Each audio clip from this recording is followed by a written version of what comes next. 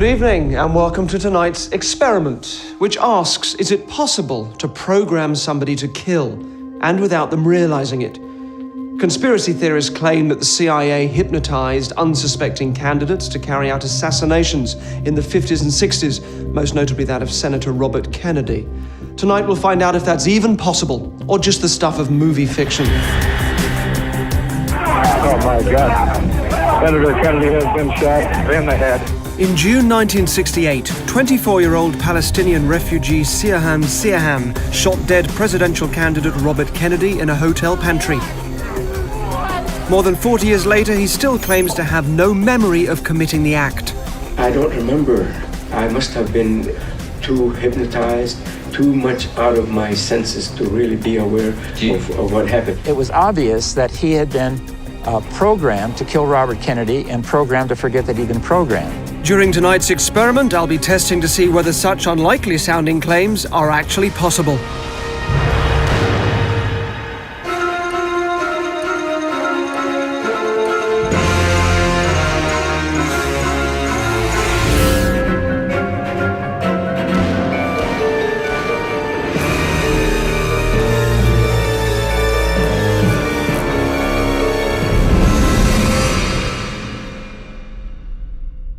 So, I'm about to give a demonstration of hypnosis to an audience of people who've applied to take part in my show, and I haven't prepared these people in any way. I'm going to show you from scratch how it is that I can create a hypnotic state. But what they don't know is that I'm actually on the lookout for a perfect candidate that I can program to carry out the assassination of a well-known figure at a public event. Now, nothing like this has ever been attempted before. Unless, of course, the claims of the conspiracy theorists are true. Enjoy tonight's experiment. Thank you. Thank you very much indeed. Thank you all for coming. What's your name? Cara. Stand up for me.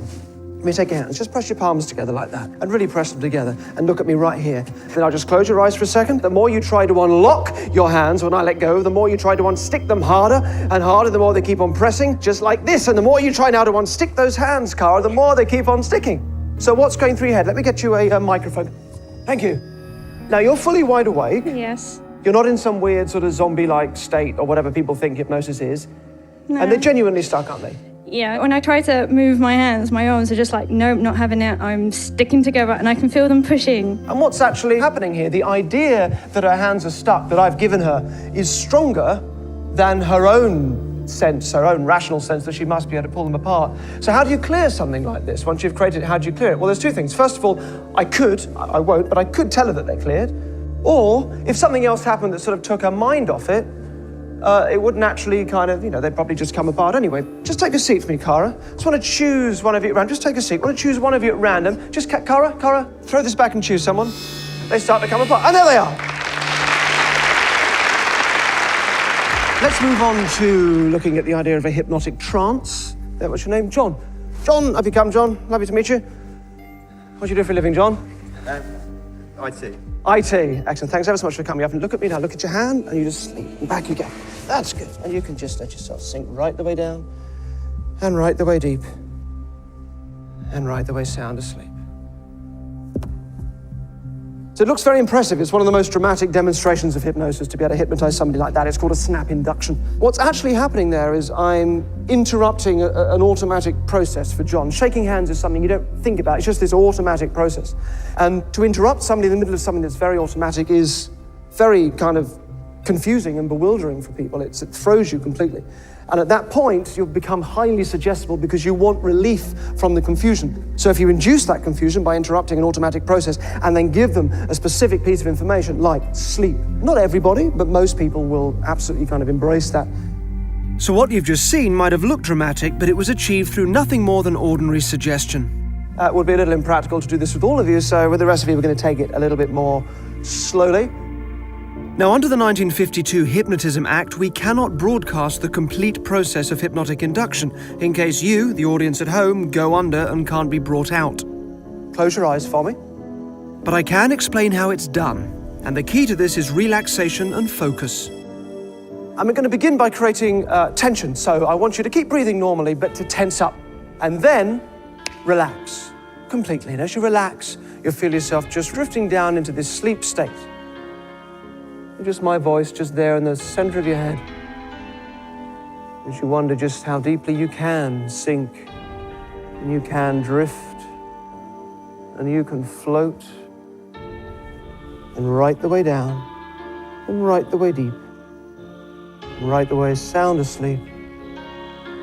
Now that's all I've done. I've just got them very relaxed and focused. But the more suggestible people, when in that state, will begin to respond to my instructions. When your eyes are open, when I've counted you awake, your name will be gone from your mind. Now, I know this sounds odd. I know you know me. I'm Derren, but what's your name? Try and remember. What is it, if you really try? I'm a million miles away. It's just nothing coming out. Nothing coming out, no. So, let's do this side first. Take a look at me. Take a deep breath in. And then just sleep right the way back down, right the way. They appear to fall asleep because I click my fingers. In reality, the mixture of my confidence and their expectation that that's what they're supposed to do is enough for them to take it as a cue to go back under. You'll find yourself absolutely, rigidly stuck into position. Have you ever had this sort of thing done before? No. Have you been hypnotized before? Or? No, I can't move at all. First time you've done something like this? First time, yeah. And what's it like? What's going on? What's it feel If like? I push at force of 1, it's like pushing back at 2. These tests are helping me whittle down the number of likely candidates for tonight's experiment. Let me keep you, sir, and you. You're going to stay here as well. And finally, I've identified 4 people who I believe will make the most suitable potential assassins. Now we're going to examine what hypnosis can actually do. How far will people go while in a trance? Are they genuinely under some influence or just playing along? We're going to find out with the help of a classic test from the 1950s.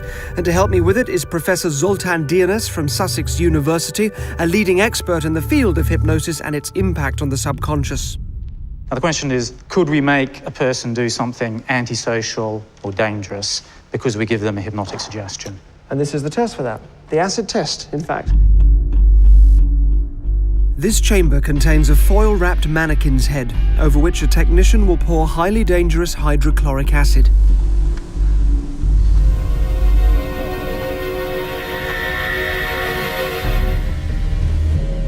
My 4 candidates are kitted out with safety gear and a beaker. I'm going to ask them to throw acid in someone's face. This exercise will show whether hypnosis can make you do things you wouldn't do if you were just playing along. If the subject is playing along, he won't throw the acid and he certainly won't carry out an assassination. Sleep. You can stand and sleep quite comfortably. Sleep. That's very good. Sleep. That's lovely. And sleep. You can stand and sleep quite comfortably. Excellent. Very good. In a little while, when you've woken up, we're going to put some hydrochloric acid in each one of those beakers. In front of you is an individual, a volunteer from the audience, we're going to call your target. And when you're awake, after a little while, you will see a blue and white polka dot handkerchief.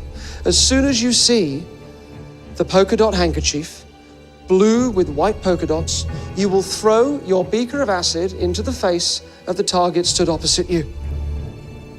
If that makes sense to you, I want you to nod your head if you understand that, if it makes sense. Excellent. Good. Without the candidate's knowledge, we've switched the acid for water, and they're now awoken. Eyes open, wide awake. Thank you. Laurence, if you can please take some of the acid and give them each a dose in their beaker. Excellent. Good, excellent. So, Professor, how long have you been working in this field for? I went to Sydney in the mid-80s for my master's, and there was master's by research. And my research was hypnosis, so that's when sorry, could you hang on just a second, excuse me.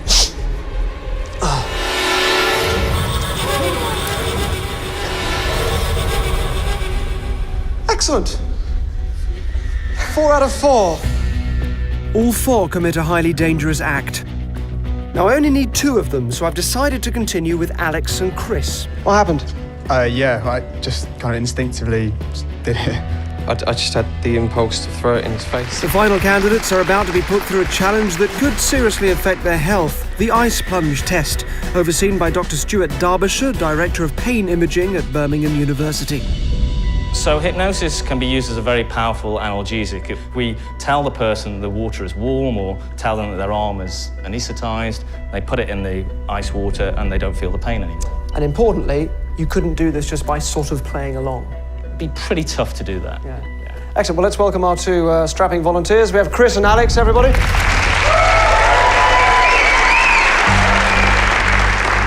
With the water temperature approaching freezing levels, Alex and Chris can only keep their arms in the ice bath for just under 7 seconds.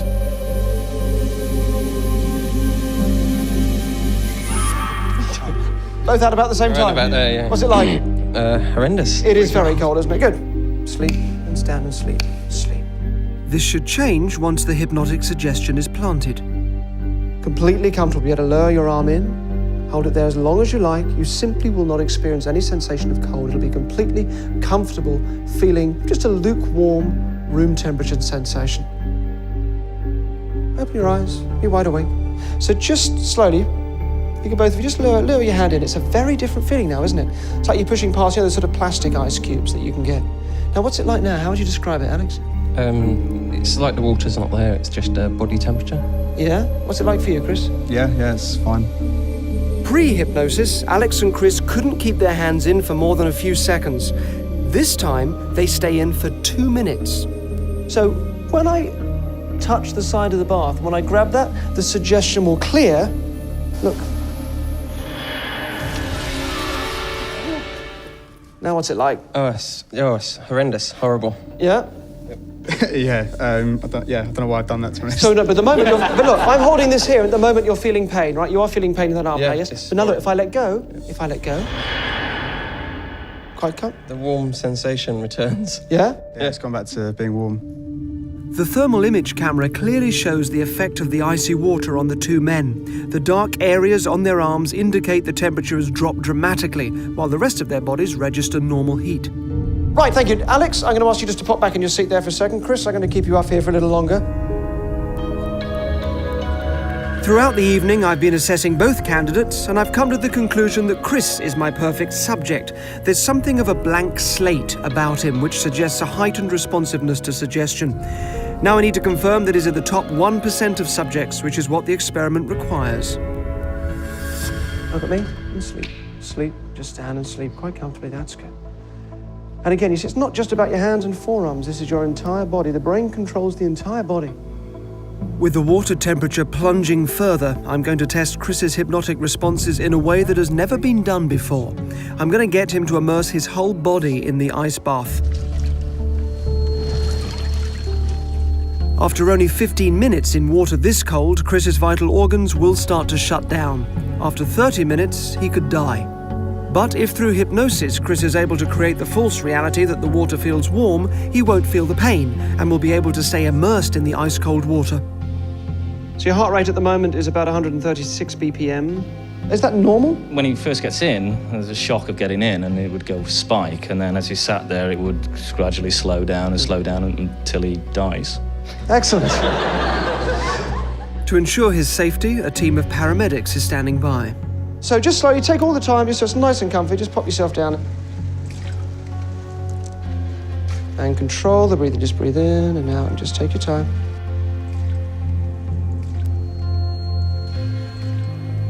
After 1 minute in the water, Chris's heart rate has dropped from 136 beats per minute to 107. At 50 BPM, the paramedics will be forced to step in.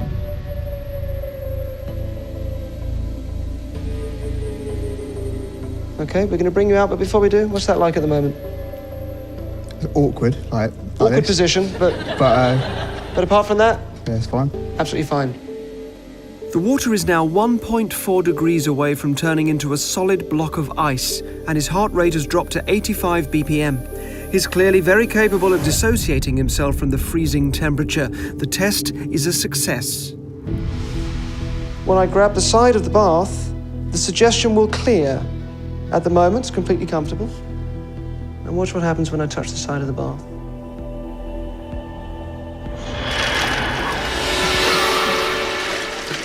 Okay, I would step out. We're going to wrap you up and get you into a special thermal tank that will just bring you back to a normal temperature. Thank you so much, Chris. I think we've probably found our best subject by far this evening. Well done. This is an experiment that hasn't been done before, Chris, so you've just made hypnotic history there. Well done. Chris, everybody, let's hear it for Chris. So it seems I found my trainee assassin, but do our experts think training a killer is even possible? We talk about the acid test just for a moment, which really interested me. It looks very dramatic. 4 people just throw acid in the face of other people, but of course this isn't quite real life in this sort of situation, is it? That's exactly right. Because this is a TV studio, part of the person will infer that this is safe. What about the kind of CIA stories of programming somebody to become an assassin and go and kill somebody in real life, not in a sort of mock-up situation, but in real life? Would you expect that to happen? No, we have good reason to think that people would not do that. These are just myths. I mean, the only way you would get somebody to do that if they're already predisposed to do that. In other words, if they quite like the idea of killing somebody, then you give them permission to do it. And if there was no sign of that, just a regular guy? No, you can't get a regular guy to go and kill somebody for no reason. Fantastic. Thank you very much indeed. You're welcome. Thank you so much. Thank you both for coming along today. Excellent. Cheers. So the academics seem pretty certain that what I'm attempting here is unachievable. And it may be. It really may be. The whole point of this is to find out whether or not it's possible, so only time will tell. If this experiment is to succeed, neither Chris, a sports marketing executive, nor his family and friends can have any idea that I'm going to try and program him into becoming an assassin. As far as they're all concerned, he's simply taking part in a show that explores the limits of hypnotism. We talked to the people closest to him and slipped in some questions about violence. He's a very peace-loving person, so I can't imagine him being violent in any sort of way. I don't think Chris would do anything bad to anybody. Ultimately, I don't think he'd hurt a fly. Interestingly, this is what the younger brother of Bobby Kennedy's killer, Sirhan, says about the convicted assassin's character prior to the murder. If we were sitting here and a fly happened to venture in, Sirhan would open the door, and he'd try to make it go out again. It's just not conceivable to me that he would take a gun and actually use it against a person. In order to condition Chris to become an assassin, I'll be using brainwashing techniques allegedly employed by the CIA's MK-Ultra program in the 1960s. There are 2 key stages to this process: the Marksman mode and spontaneous amnesia. Eyewitness accounts report that Robert Kennedy's assassin, Sirhan, was in a trance-like state during the shooting. Under hypnosis, the convicted killer has since said that he thought he was firing at a target in a rifle range and not at a human being. He claims a mystery woman in a polka dot dress pinched him on the shoulder to send him into this range or marksman mode. I'm going to try to create a similar mode for Chris, which will come into play if and when he attempts to assassinate his celebrity target. So I've brought him to a rifle range just outside London to meet Angie, an independent firearms instructor. So the point of today is to see how hypnosis can improve marksmanship and your aim. Have you ever done anything like this before? Not really. Not really? Bit of paintballing. Oh, okay. Well, this is a bit of a step up. This is a lever-action rifle, such as every American child is issued with. And we are using live rounds here. Yes, we are. Because Chris has never fired live rounds before, he's getting a safety briefing and an introductory lesson in how to shoot a gun. He starts with the Winchester .38 caliber lever-action rifle. Rack it down. That's it. Right back there. That's it. And a nice gentle squeeze. Go back at the side.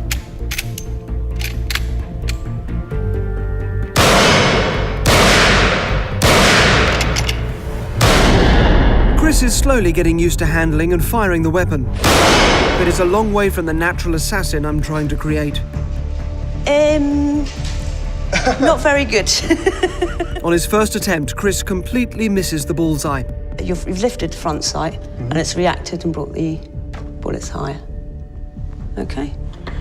Chris believes we're here to improve his aim through hypnosis. Just take a deep breath in, and then just go back into that sleep. And you bring the gun up, breathe in, and then a comfortable, steady breathe out. And it's on that out breath that you squeeze the trigger. His aim may improve, but more importantly, I'll also be creating the marksman mode he needs to slip into during the assassination attempt.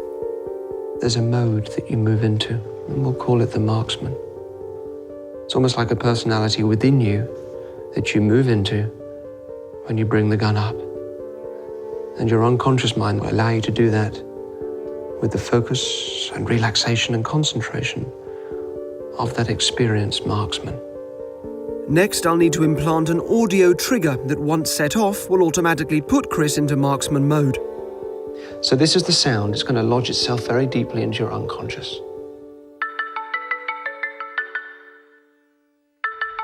So whenever you hear that sound, whenever you hear that ringtone, your mind will shift to this marksman state. And then, as you feel it take you over, as you feel everything just moving into place and everything settling, when you're ready to give yourself that final bit of focus, you bring your finger up, you can do that now, touch yourself on the forehead, and then you become the marksman. That's very good. Will my suggestions have an effect on Chris? Now, as you do this, or maybe before you pick up the gun, I want you to trigger the state, which is your right finger on your forehead, and then go into it.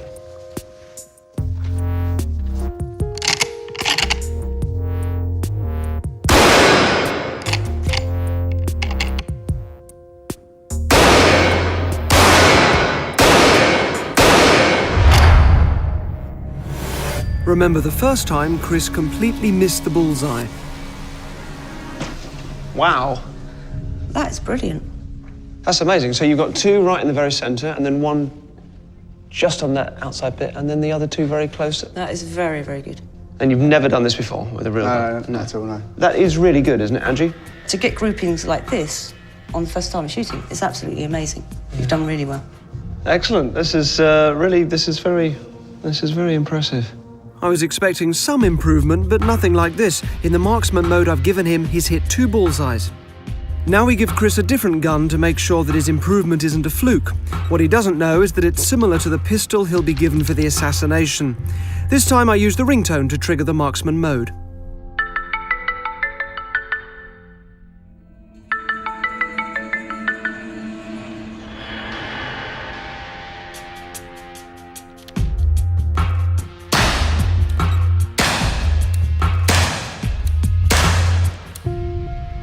Right, so before, the most you'd ever got was 2 in the center, and that's 4 in the center.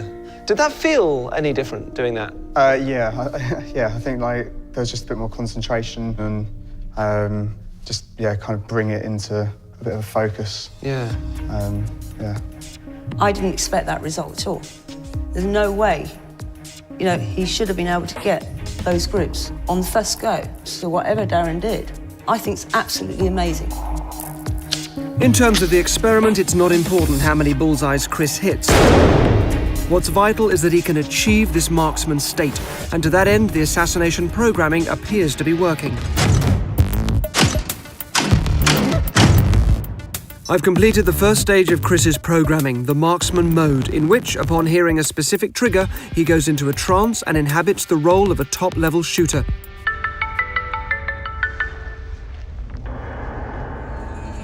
Each time he enters the marksman mode, he should believe he's back at the rifle range. I want to make sure this happens, so I brought him away from the gun range to this warehouse building to repeat the test. What was that like? Where were you? What was your experience of doing that? I found it quite easy to actually go back as if I was there at the range.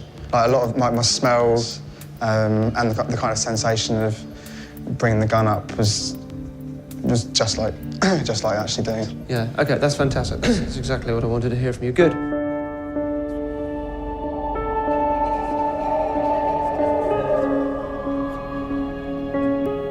In the second part of the assassin programming process, I'm going to create gaps in Chris's memory. A form of spontaneous amnesia designed to make him forget his actions if and when he attempts the assassination. Sirhan claims that he has no memory of killing Bobby Kennedy.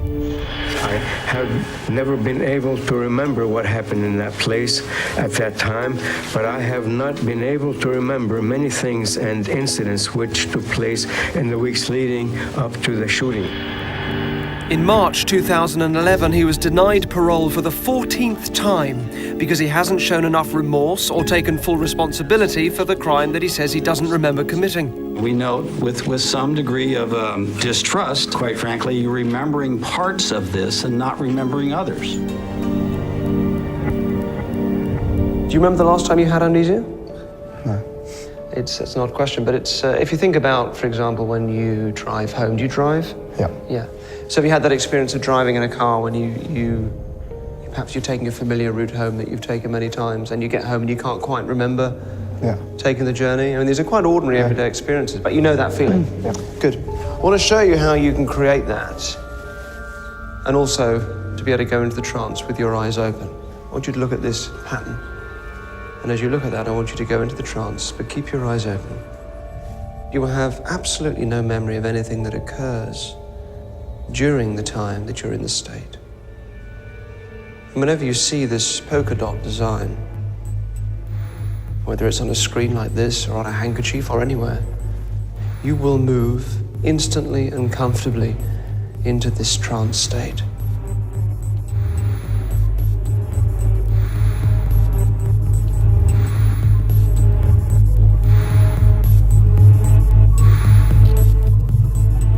And then when the design is taken away from your field of vision, you come back up and out of the sleep state, just as if you were being counted awake, with no memory of what happened in between.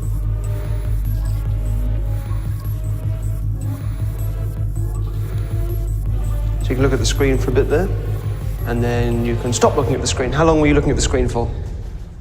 10 seconds. 10 seconds. Oh, that is probably about right, isn't it? Excellent. Stand up for me. Just come and stand about there. Your PIN number that you use at the moment, do you use it for loads of things, or is it just for getting cash out the machine? Mainly just my cash machine. Okay. So if I was to tell you your PIN number, if I could work that out from you, you could go and change that, and it wouldn't be a huge deal. You're not upsetting a million other things that you use the same number for. No, not particularly. No. Okay. All right. Good. So you're happy for me to do this if I can get it? Yeah. Yeah. Okay. All right. Think of your PIN number. You got it? Just think of the number. And obviously you wouldn't have told anybody what this is. No, that wouldn't make any sense. So just think of the number. Good. That's good. Say the number. 1054. Good. Just think of it. Visualize the number. Imagine yourself at the machine. Look at me. 1. Yeah. 0. Yeah. 1054. Is that correct? Yeah. Is that your PIN number? Yeah. Good, I was pleased I got that right. I thought I was going to get that wrong. PIN numbers are difficult. Thank you very much for today. No problem. Excellent. It's been a fun morning. Thank you. Yeah, it's quite strange that he knew my PIN number because I don't tell anyone. It's not like he could have asked someone who knew. I haven't told him, I haven't written it down anywhere. So I'm baffled, I guess. I don't know how he worked it out. Chris was doing well, so after a long afternoon, it was time to unwind and have a chat. Good shoes, by the way. You always seem to wear really good shoes. They're it's just impressive. I like shoes, and they're very good shoes. Thank you. I used to be a pickpocket when I was younger. Okay. And I used to steal all sorts of things from people, and used to take people's watches. There's a way of, basically, as you sort of talk to somebody and take hold of their wrists and so on, you can remove a watch from their wrist. And ties and all sorts of other things, wallets, obviously. And the most impressive thing that I used to steal from people when I was a pickpocket, only for entertainment reasons, was people's shoes. This is how I sort of got into liking shoes, I guess. And would you just sort of, don't look at your shoes at the moment. I don't want you considering too much how obviously well they're tied up and everything, but how do you think that I could just steal your shoe from you without you realising? No, not really. I mean, I guess somehow because you're Derren Brown, but no, not really. Appreciate your faith, but it would seem impossible, wouldn't it? Because you're stood on them. A watch, you can maybe imagine I could sort of move you around a bit. But, or what if I told you that actually I'd already stolen your shoe? What? No. What's happened? Good, isn't it? Were you aware of me doing that? No. No, not at all. No, I don't know when that's happened. Because that was just on there a few seconds ago, wasn't it? Yeah. You've no memory of me taking that off you? You didn't feel anything? No, the last thing I can remember is when you just pointed at my shoes. Yeah. Yeah. No, no, it's gone. So no idea where it is? I've hidden it somewhere. No. I put it in the bread bin just there. Go on, take it out.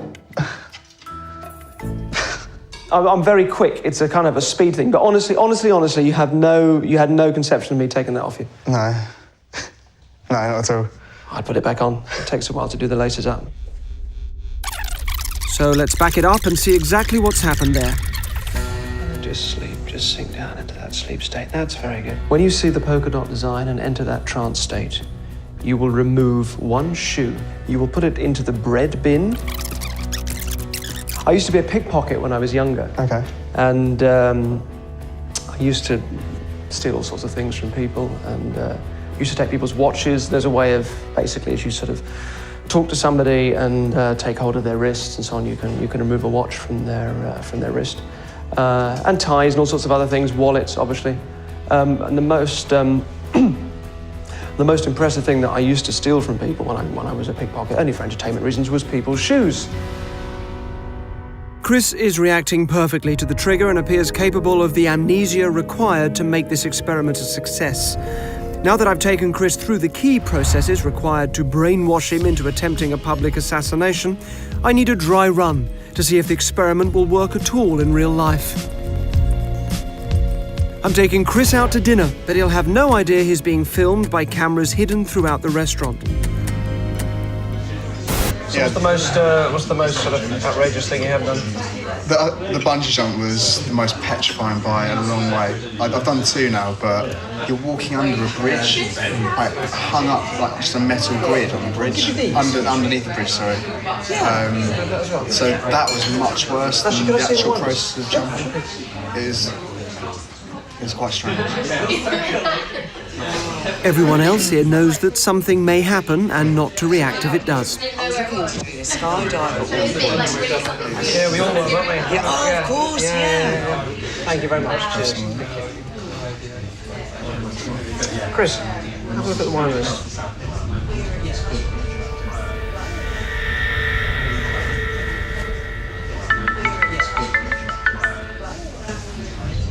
This is the first true test to see if the training is working.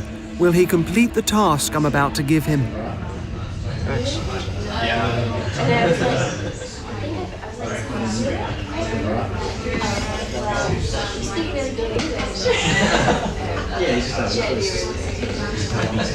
You need to open that so you can take the gun out.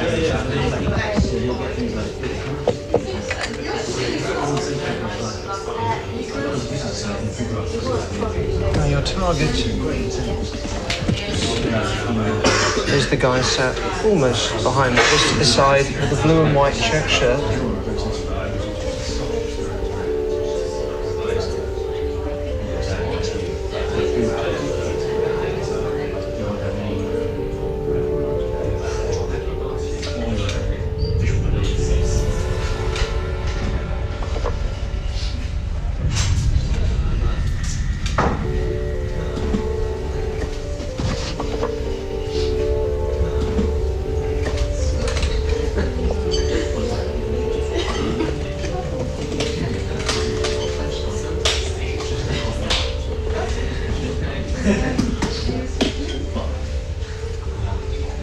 You can wake up whenever you're ready. 3, 2, 1. And look at that one, there's nothing in it. But when you've got all those things tied around your ankles and you do a drop like that, do you feel it yank? In order to find out whether Chris really did pull the trigger without having any knowledge of his actions, I've arranged for him to take a lie detector test, run by the UK's first polygraph examiner, Bruce Burgess. What I want to test today is to see at what level that hypnosis is working at. It's important to me that it is genuinely really happening and that when he can't remember, he really can't remember. Right. So this is to see whether this can essentially beat a polygraph. Well, if he genuinely doesn't believe that he did it and he doesn't remember he did it, then he will come out truthful. Exactly. No question of that. If Chris lies, there will be a peak in his heart rate, his breathing will quicken, and he'll produce more sweat. These are unconscious reactions, there's no way to mask them. In order to have a baseline, the examiner will first ask a series of questions Chris has no reason to lie in response to. Is your first name Chris? Yes. When you last went shopping, did you smell custard pie in someone's face? No. Between the ages of 16 and 20, do you remember deliberately when the issues we are discussing, do you intend to answer? Did you set up a stink bomb in a library? The other day when you were in a restaurant, did you shoot someone with a water pistol? No. So, you had a chance to interview Chris. What's your conclusion? Generally, I do not believe that he knows that he squirted that water pistol. I don't think he had any recollection of that at all. So if this were a case, your advice would be at this point that no, he didn't shoot a water pistol at somebody in a restaurant? That's correct. He was truthful. Writer, actor and broadcaster Stephen Fry is en route to a London venue where he'll be giving a talk to a packed house of fans. I'll see you later on. Thanks very much. Two things need to be in place for this experiment to genuinely answer our question. First of all, Chris has to believe that the gun that he has in his possession is a real gun and loaded with live bullets. And secondly, he cannot know that he's being filmed. As far as Chris is concerned, this has to be a real-life situation. We've told Chris we need to film with him and Stephen Fry later tonight after Stephen's talk, and we've suggested that he might as well stay and hear the talk as well. He doesn't know we're filming. I am going to have to head back to the office now, which is really annoying. But is it all right if I give you something to give Derren after Stephen does his talk, and when you meet him on after that? Is that all right? Okay. A member of my team takes Chris into an empty dressing room prior to the show. Okay, this is really important for you to know. Yeah. This gun is loaded with 3 bullets. So don't touch it. Yeah. Keep it with you until you see Derren and Stephen after Stephen's finished his talk. Okay. The thing is, I know you have it, but whatever you do, don't lose it. Meanwhile, his celebrity target Stephen Fry prepares to go on stage. Special effects experts insert fake blood packs into his jacket in case Chris does pull the trigger during his performance. A few minutes before Stephen's talk begins, Chris takes a seat in the auditorium, unaware that hidden cameras are filming his every movement. The people surrounding him, who include security guards and firearms experts, know about the experiment. But the rest of the audience is here just to see Stephen Fry and has absolutely no idea of what could happen. After 17 minutes, he'll get his first trigger.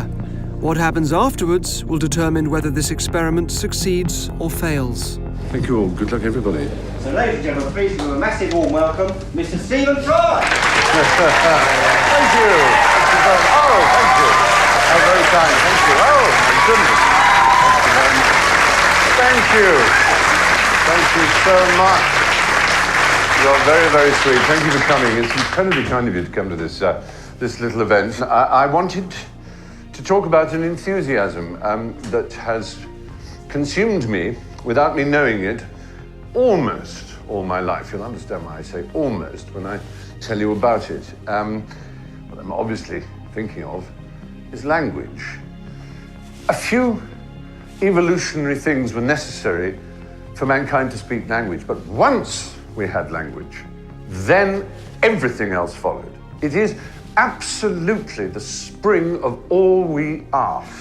In our culture, we keep certain words in a special place in our brain. But I remember going to the Turkana people in northern Kenya. Kenya alone has 69 languages.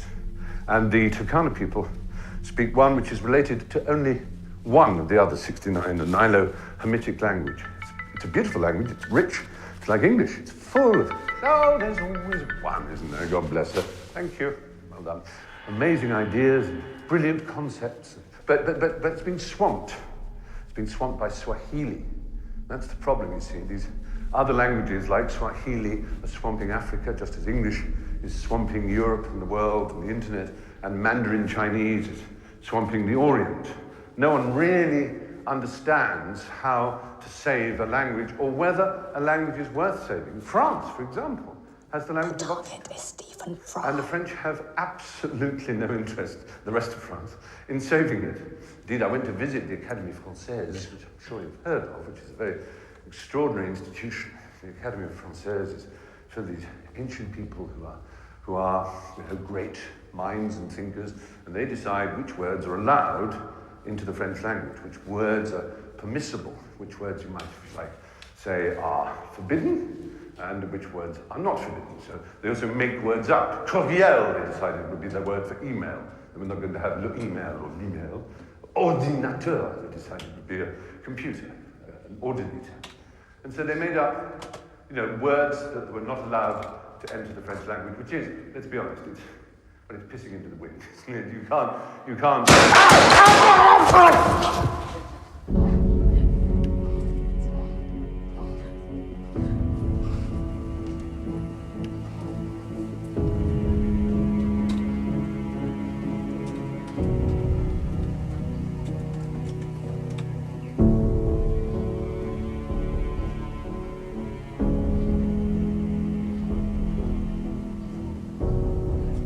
One second. Stephen, happy get? Oh, good. Well done. Phew. Here we are. Cool. You're going to change your jacket. Thank you.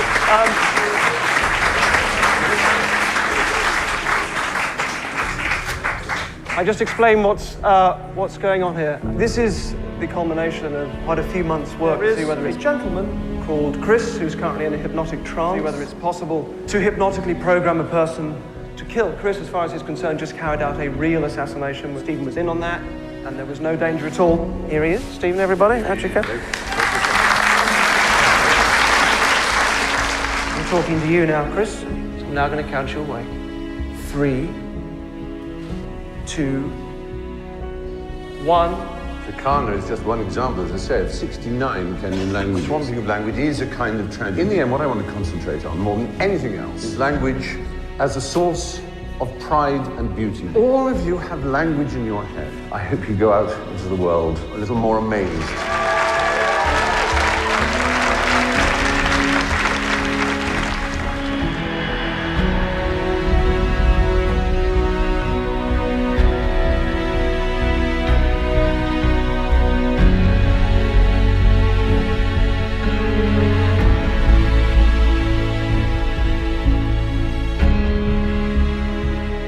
Anything strange happened during the talk? No. I'm going to show you some footage of something that did happen. We actually had a camera on you. I know we didn't let you know that we were filming, which was important. Do you remember that woman in the polka dot dress? No. Don't remember her turning around talking to you? No.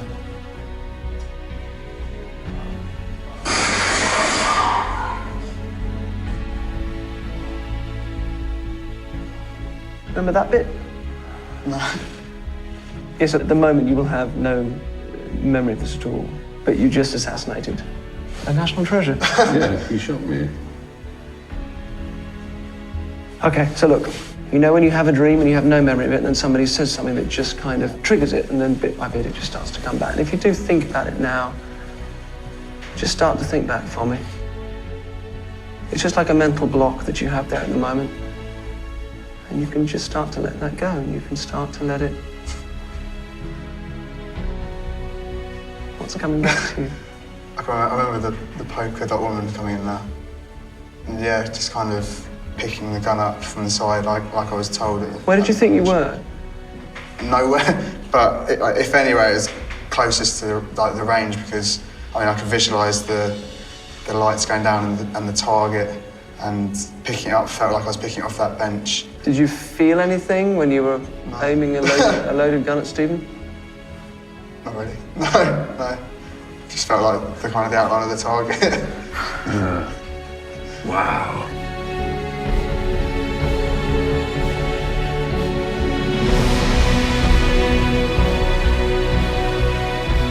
It was like a dream that you could really visualise, but it's a dream which is so far-fetched you know it not to be true.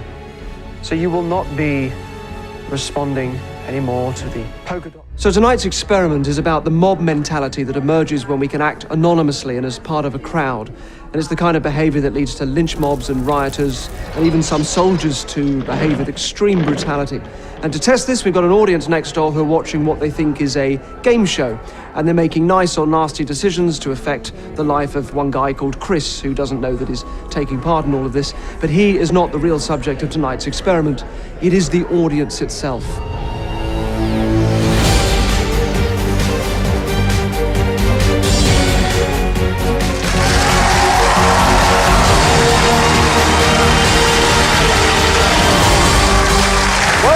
Welcome back to Remote Control, a brand new game show where the studio audience decides what happens to Chris, our unsuspecting member of the public. The audience are wearing masks to preserve their anonymity, and Chris, our target, has no idea that he's being filmed tonight. So, just before the break, our audience voted that Chris from Essex would have to cope with our angry boyfriend.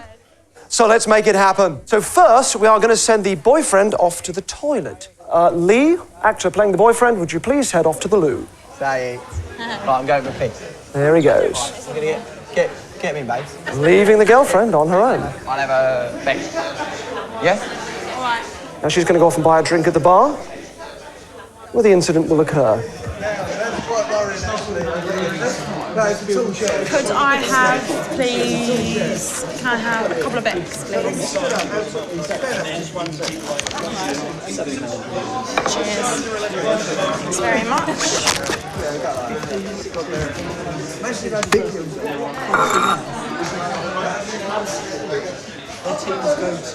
Excuse me? Yeah? Sorry, you just touched me up. What? I walked past you and then you pinched my ass. No. Well, I know it wasn't you because you were facing that way and it was you and you look fucking guilty, so can you just apologise? You just fucking touched my ass. I genuinely didn't. Genuinely didn't. No, I'm not making it up and you're making me look like a dick and it's really upsetting. Right, I'm here with a boyfriend. Even if I wasn't, I wouldn't be fucking interested in you, all right? I'm really sorry. Are you saying you didn't do it to me? Honestly saying I didn't do it. Well, I'm sorry if I offended you, but I didn't. Well, you have offended me, and you've offended me because now you're making me look like a liar and a dickhead. Shall we send Lee out of the toilet? Boyfriend, come out the loo. Don't forget to wash your hands.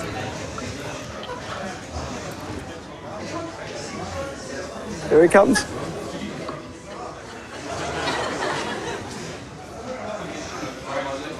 You won't believe what just happened. What? That bastard just touched me up. Who? That guy there, and he called me a liar. What? Just acted like he hadn't done it. What one? That one there. What, in That striped guy shirt? right there in the striped shirt. Oi, did you just touch my girl's ass? Honestly, I didn't. What do you mean, honestly, you didn't? She's not a liar, look at her. Did you just touch her ass? No. What do you mean, steady on? He's just touched her ass, look at her. Genuinely didn't. What do you mean, genuinely? She's not going to fucking lie, is she? You've been sat here all night. What do you think you're playing? Do you think you can go up to girls and just fucking nip their ass, do you? I've got a girlfriend at home and I I'm don't getting give married a next fuck. year. What, are you playing like that? Jesus Christ, who do you think you are? I'm not, Did he nip her ass? Oh, you didn't see, did you? Of course you didn't see. Mate, no, I'm going to fucking calm down. He's got a fucking fiancé and he's nipping her ass. Didn't. What do you mean you did? I don't believe you. Look at her. She's in fucking bits, mate. Look at me in the eye. I'm looking you in the eye. I'll look you right in the eye. Yeah. Call him a penis, Lee. Fucking shit. You're a fucking penis. Right, I tell you what, you and me, outside now. Come on.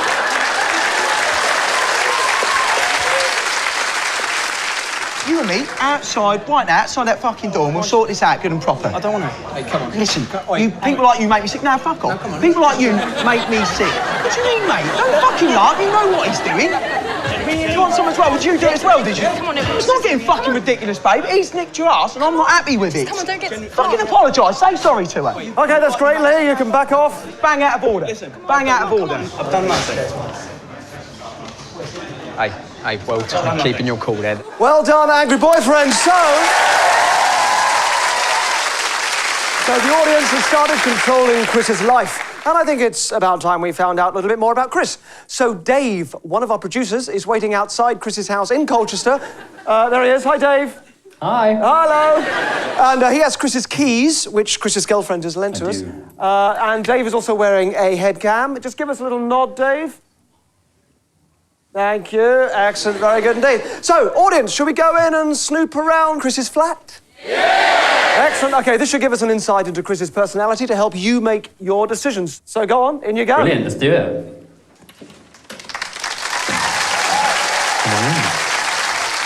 Okay, let's have a look at what we've got. This is his living room. It's quite a nice living room. Oh my God. That's him and his girlfriend, Chantel. Let's have a look at the DVDs. There's a lot of DVDs. There's obviously a big thing in Chris's life. Any of mine there, Dave? Yes!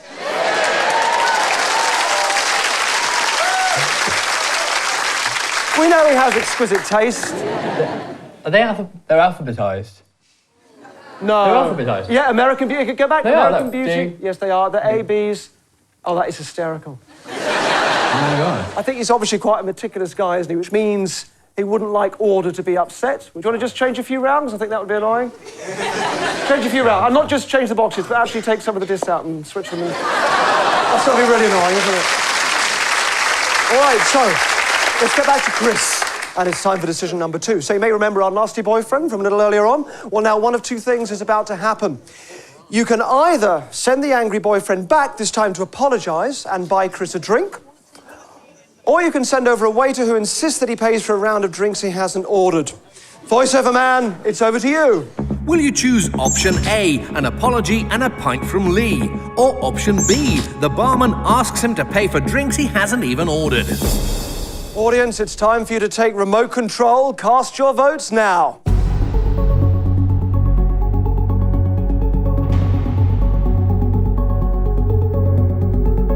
So the votes are in, and once again, we have a clear majority of you in favour of the waiter overcharging. So, let's make it happen.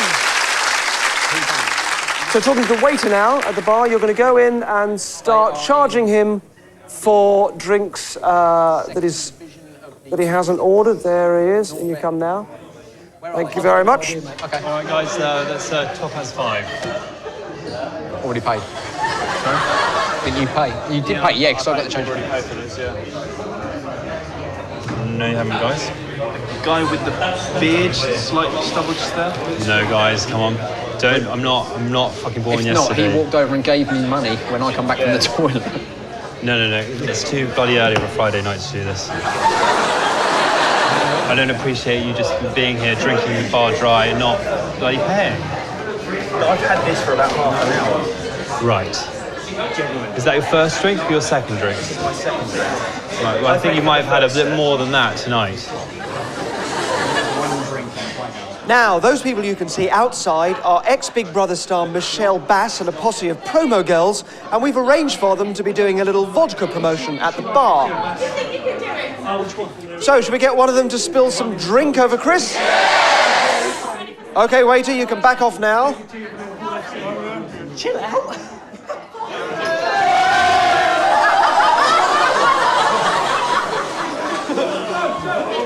Excellent, nicely done, promo girls is out the spillage. All down the shot. OK, great. All right, that was a little bit naughty, but to help you ramp up your future decisions, let's now meet a real person from Chris's life, work colleague Jenny. Welcome, Jenny, everybody. Hi, Jenny. Hello, lovely to meet you. So this is Jenny, and Jenny works with Chris, and she's about to make an important phone call to him. So, first of all, how long have you known Chris for? How long you worked with him? 3 years now. And what's he like at work? Oh, he's good fun. He's a practical joker. So this is like sort of payback. Oh, really? Yeah. Payback for him. He's a bit of a joker on the opposite. That's fantastic. So how do you think he's doing so far? Fantastic. Bring it on. Bring it on. All right, so you know what you're going to do. Yes, I do. Jenny's going to make an important phone call to Chris, which we're going to follow up later on in the show. So, Jenny, you know what you've got to do. Off you go. Here we go. You better answer. You better answer. Back for 10 o'clock lunch. Hi, Chris, it's Jenny. Are you going to have your phone on you for the next 15 minutes or so? Right, because I need to talk to you about something important, but I really have to go now. I'll call you soon, right? OK, bye. OK, brilliant. He's put his phone away. Round of applause for Jenny. Thank you very much, Jenny. We'll come back to you a little later. Good. All right. So, audience, later on, you'll be making a decision. Will Jenny be calling him back to tell him some really good news, or some really awful news. That will be up to you. So he's got no idea that things could be about to get a whole lot worse, but that's in the hands of our wonderful studio audience tonight. Now, Chris has no idea that he's the star of my show or that everything that happens tonight is being filmed on hidden cameras. We've also got a camera and a producer in his flat. Now, producer Dave, what have you got for us this time? You're having a sandwich. What have you had yourself? Nice. That looks nice. What's in there? What you got? Beef. I've got beef. Beef and sandwich. protein shake. It's got good tasting food, a little bit of orange juice. I've seen his laundry basket in here. Oh, yeah? Not that I really want to do this, but I figure we could find out a little bit more about him by what he's been wearing lately. Oh, look, little Star Wars socks. Nice. Star Wars socks. Fantastic. It's quite a childish streak with the Star Wars socks and the comic book pants, which maybe ties in with him being a practical joker and playing jokes on people at work. He's got his laptop here. Oh, so I'm going to have internet a look. history. Look at his internet history. Internet history. Yeah? Yeah? Yes. They would like you to look at his internet history, Dave. Do you know how to use it? Oh, I know how to use a computer. So, Did you just log into his account? Did we know his password? Didn't have a password. Foolish. Didn't need a password, okay. And internet history. Anything dodgy on it, please let there be some porn. He's got nothing on it. What you got? Just, oh, come on. He's wiped his history. He's wiped his history. A clear indictment. He's been doing something dodgy. That's it. That's his kitchen, and it's quite nice. Let's have a look at the bathroom. Yeah, let's go. Let's go up to the bathroom. Let's have a look. That is fantastic arse. Thanks. Right, bathroom. That's pretty clean. What do we got? Presumably quite a few hair products and that kind of thing. No, it's nice enough stuff. It's clean-rimmed bath, shall we say? He's got a clean rim. That's always good. He's got a clean rim. How's the sink? Anything about the sink? Is he generally quite clean? Yeah, he seemed quite meticulous. It's pretty clean. Oh, hang on. Oh, God. That's a fingernail, isn't it? Nice. Can you give a little bend? Little bend. Nice. So not as meticulous as maybe it likes up here. Oh. All right, lose it, Dave. That's disgusting. All right, thank you, Dave. We'll come back to you in a bit. All right, thank you, Dave. So, I'm now going to give Chris's friend Sibley his cue. Now, the cue is to suggest to Chris that after the night that they've had, they're better off going to the shop, buying some beers, and then going back to Chris's flat. What do you, my lovely audience, want to happen when they get to the shop? Either Chris will be the shop's 5,000th customer and win a basket full of goodies, or you can have him framed for shoplifting. Voiceover man, those options again, please. So, will you choose option A, he's the shop's lucky 5,000th customer? Or option B, he's accused of shoplifting? Audience, it's time for you to take control. Remote control, so cast your votes now.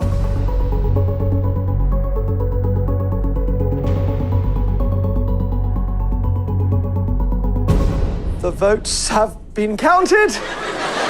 We now have 60% of you. 60% of you have chosen that he gets framed for shoplifting. Okay, so let's go over to the shop and make it happen.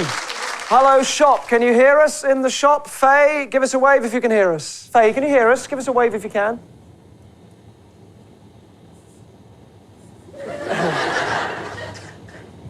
Stand blankly and do nothing if you can hear us. Faye, can you hear me, Faye?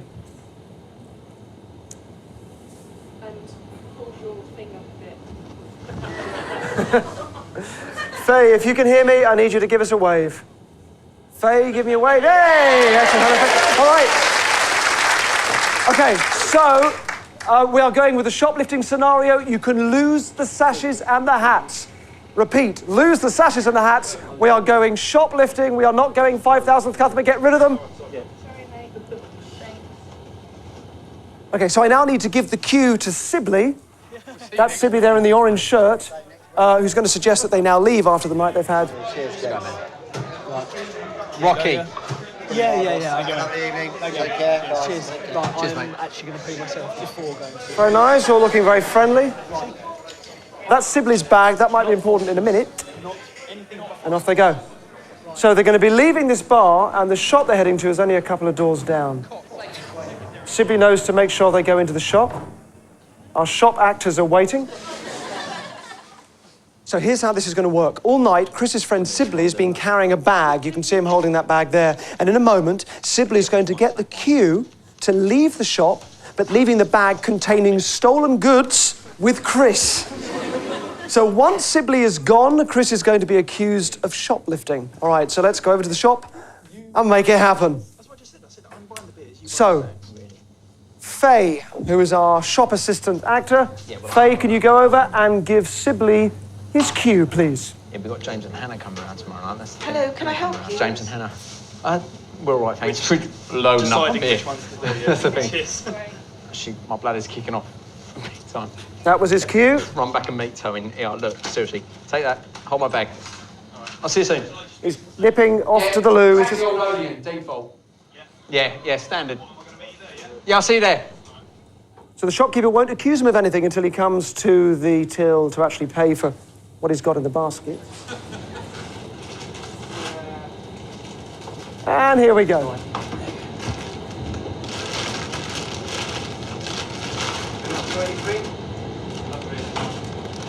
Is that it? That's it, thank you. You sure? Yeah. You sure that's it? That's everything I put in the basket, yeah. But what about the stuff that you put in your bag? I don't put anything on it. It's my mate's bag. No, I've seen you just now just put something in your bag. Yes. What? Right. You're just taking that from there. That's not your mate's bag. Why would I take? Babe. Why would I take always? That's right. Why would you take panty liners and peas? Why would that? What are you going to do with panty liners and peas? Listen, it's not like that. Babe, can you lock the door? Look, that's my mate. That's my I'm going to have to call the police here. Faye, you need to call the police. Yeah, call the police, please, Faye.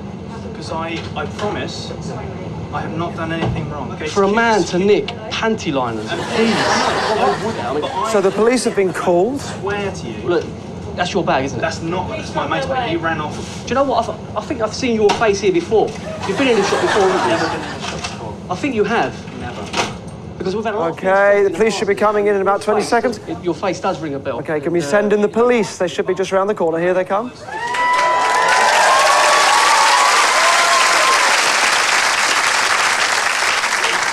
They'll be coming in. Of course, there'll be some CCTV footage to answer this once and for all. What's your name, sir? My name's Chris Corbett. I'm happy to look at the security cameras to prove my innocence because I did not put them in there. We've got the security We're going to sort this out now. Yeah. Let's just have a look at this, okay? And just see what's going on. You stay here. Yeah, because I did not put them in there. Spare us 1 minute. Honestly, No, don't shake my hand. Just stay with my colleague. Okay, so they are off to look at some CCTV. And when they emerge, they're going to say one of two things. Either there's nothing on the footage and they're going to let him off, or the footage clearly shows Chris stealing the goods and the policeman will arrest him. Audience, it's time for you to make your 5th decision of the night. Voiceover man, those options again, please. Will you choose option A, he gets let off scot-free, or option B, he gets arrested? Audience, it's time for you to take remote control. Cast your votes now.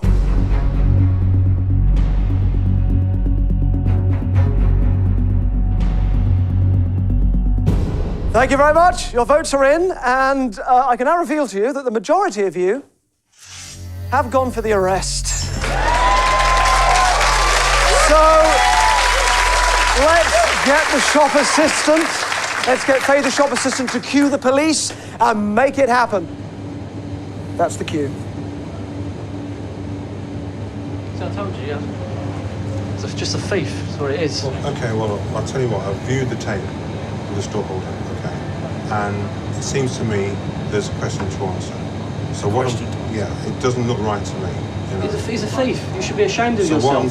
I mean, So- from a small shop, I'm thinking these All right, items, sir. panty All right, liners sir. on All right, ends. all right. At the moment, what we need to do is take you down to the station, and we're going to sort it out. You don't have to say anything, but it may harm your defence if you fail to mention one question. Or something about the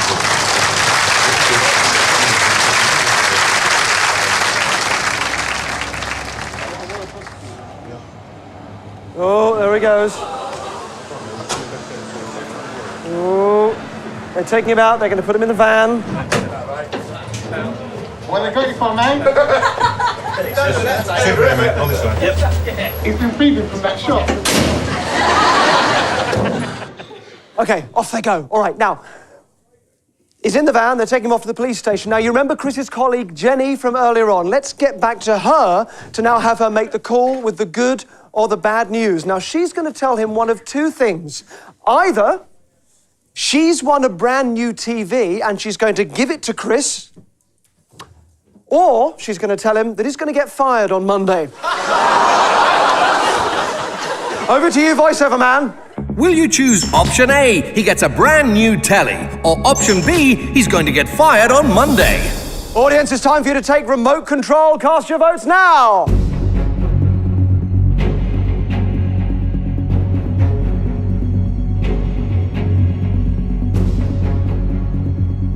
Excellent. Thank you very much, audience. You are a bunch of meanies. We have 67% have voted for you.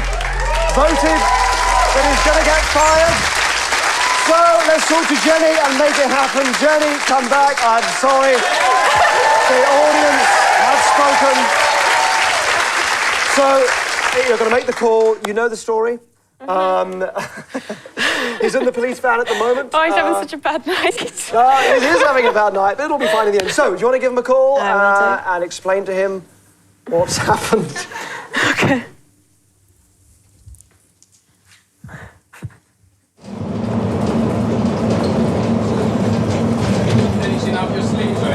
No, sorry, I've just got a phone.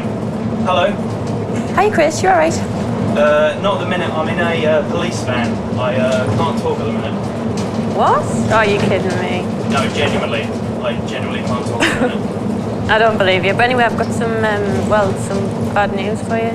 What's that? I was copied in on an email at work. Right. And it's about redundancies, and mine and your name are on the list. Seriously? Seriously, we have to. I was supposed to have leave on Monday. I have to come back early and face the music. So we've got to go in on Monday? Yeah, we're going to get told on Monday. Yeah. Oh, Officially. okay. That's yeah, wonderful. I'm really sorry about that. I just thought best that you know, really.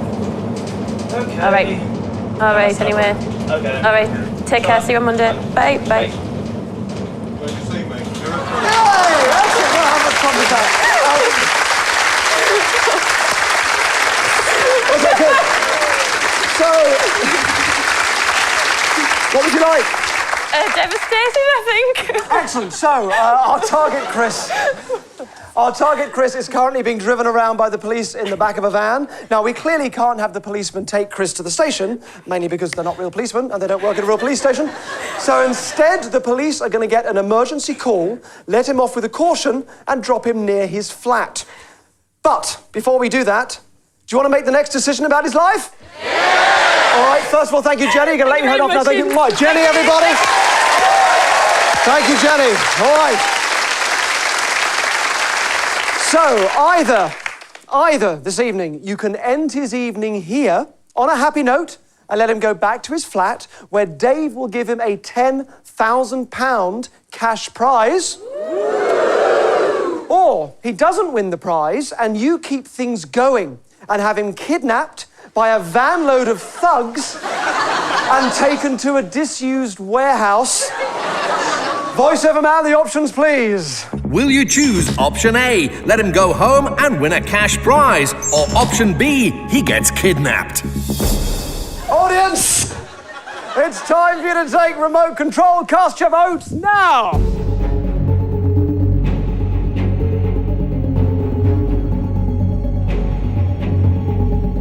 Okay, the votes have been locked in. And yes, we have the results. The audience are in control of Chris's life. Now, before we find out their latest decision, we're going to go back to Chris's flat, where one of our producers, Dave, has been poking around all night. Dave, Chris has no idea that you've been there all night, has he? No, he has no idea. Excellent. So let's take this to the next level and go through to the bedroom. Those are words that Dave has never heard before in his life. Let's have a look. Nice big bed. Let's try this one out. Hang on, they're shouting out suggestions. What was that? Underwear drawer, they're saying. Underwear drawer. Underwear drawers? Where's that going to be? Under the mattress. What do you want him to do with the underwear drawer? Oh, look. More.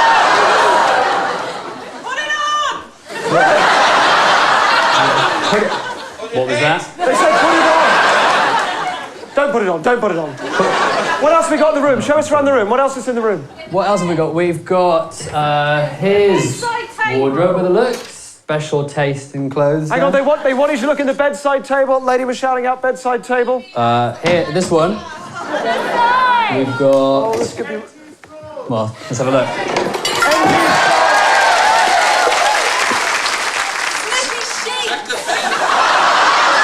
Do you want to his sheets? Sniff his sheets.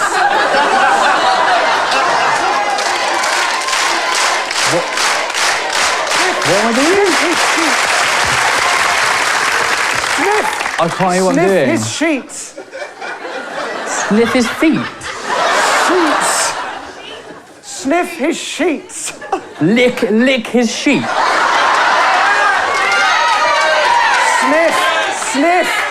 Sniff his sheets. Ah, that's all right.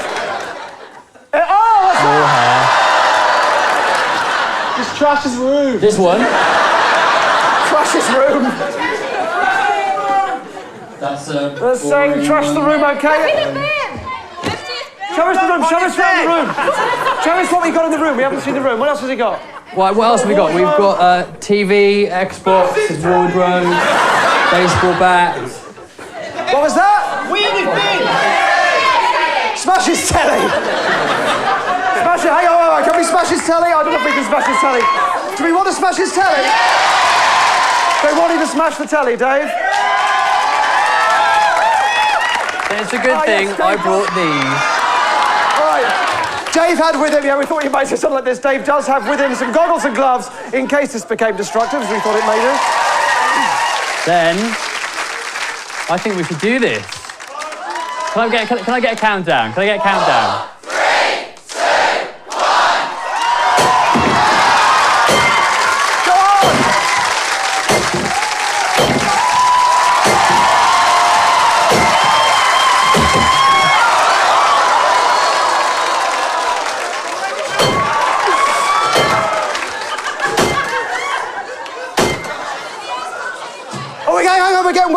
We are getting word from the police. We are told our fake policemen are getting close to dropping Chris off near his flat. So it's time to announce the results of our latest vote. Remember, it was a choice between Chris coming home and winning a £10,000 cash prize, which you have, Dave. Do you have the money? Do you have the £10,000? Yes. Dave, show us the money. Quick. That's it. That's the prize. Or being kidnapped by a van load of thugs. We have the votes. The votes have been counted, and you, the majority, have voted for the kidnap. So let's make it happen. Let's make it happen. Right, so you are on, kidnappers. You need to go in and kidnap Chris when he gets out the police van. So this is not far from Chris's house. They are very close. I'm being told they're very, very close. I'm being told about 10 seconds away. This is live now as you're watching at home. Here they come, here they come. We have a disused warehouse at the ready.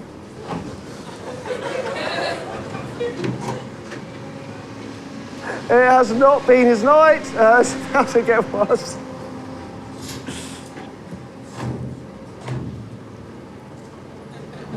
Oh.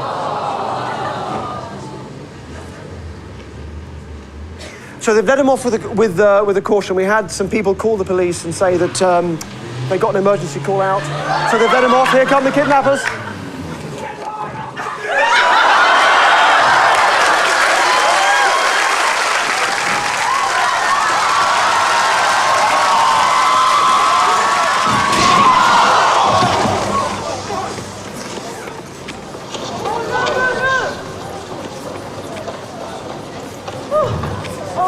Hang on a second.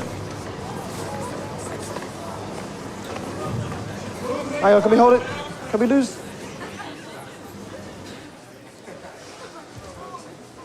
Oh, sorry. I can't hear. There's too many of you talking.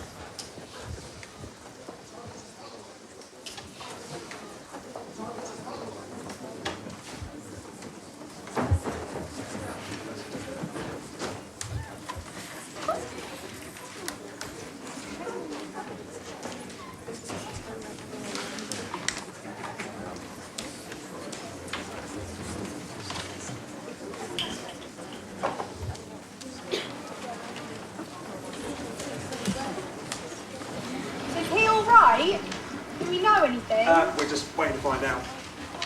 I honestly, we're just waiting to find out. As soon as we know anything, they'll probably find out. Why are you still nothing?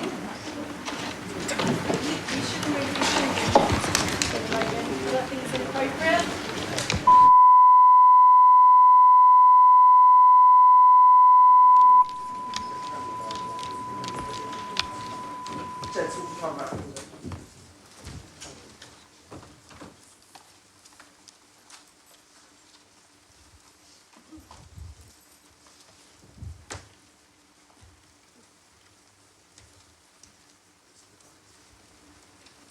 Okay, so this show that you've seen is part of 4 1-hours called The Experiment. And tonight's experiment is about something called deindividuation, which is what happens when people become anonymous and the sort of behavior that it brings out. Now, people watching this at home will have heard me say that everything that we're going to see in the next 50 minutes was unfaked. That was true. But that 50 minutes was up 3 minutes ago, which was when we cut to the kidnap scene. And from that moment, we're actually playing pre-recorded footage, so Chris didn't get run over. It was our stuntman, Will. And we treated this film to make it look like it was happening this evening, even though it was actually shot during the daytime. And we already brought 2 identical shirts, one for our stuntman, and one which we got Chris's girlfriend to give to Chris and make sure that he wore it tonight. Okay, cut. Play it back. You all right, mate? Yeah. So our stuntman was unharmed, and Chris, of course, is absolutely fine. And what actually happened to him earlier on was that he was dropped back at his flat, where he found a brand new replacement TV waiting for him and a letter from me explaining what's been happening to him tonight. You, the audience, have been the real subjects of tonight's show. We gave you the masks so you could feel anonymous and just a part of a crowd. And as the evening progressed, you became less and less like individuals and more like a mob. You were affecting a real person, even to the point where you were happy for him to think he'd lost his job and were cheering for his property to be destroyed. You all genuinely voted. Each time, the majority gave us the negative decision. Each time, we always had a positive decision there, and the positive decision was always ready to run, but you genuinely, each time, voted for those situations to get worse and worse, which is something we all do.